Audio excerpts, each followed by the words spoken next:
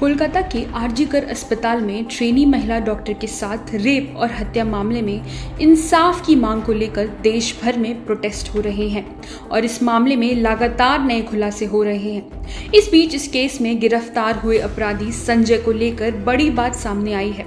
ये बातें सामने आई थीं कि जिसे इस मामले में आरोपी के तौर पर पकड़ा गया वो हॉस्पिटल का ही आदमी था, लेकिन अब मालूम हुआ है कि रेप मर्डर केस का आरोपी संजय रॉय अस्पताल का कर्मचारी नहीं है, लेकिन इसके बावजूद उसे अक्सर अस्पताल में देखा जाता है।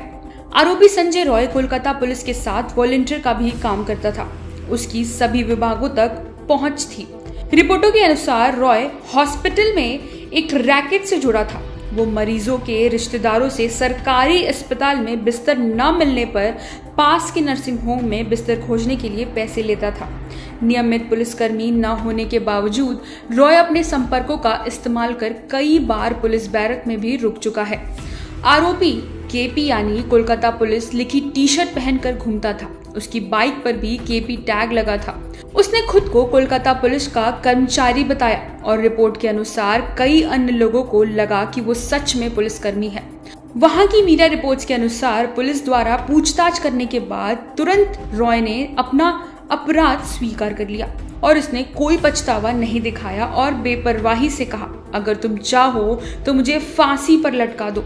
पता चला है कि उसका मोबाइल फोन पॉर्न वीडियोस से भरा था और वो वीडियोस नॉर्मल नहीं बल्कि अब्यूजिव किस्म के थे।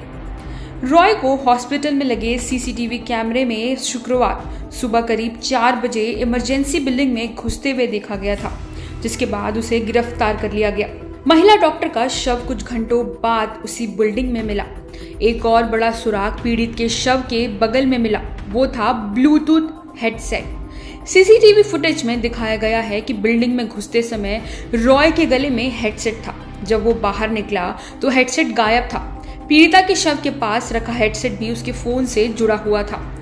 रिपोर्ट्स में पता चला कि संजय अपराध करने के बाद घर गया और सबूत मिटाने के लिए अपने कपड़े धोए। हालांकि पुलिस को उसके जूते से खून के धब्बे भी मिले हैं। आरोपी को 23 अगस्त तक पुलिस हिरासत में रखा गया है।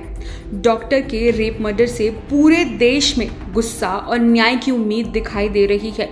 बीते दिन इंसाफ की मांग को लेकर देश भर में डॉक्टर्स हड़ताल पर चले गए हैं।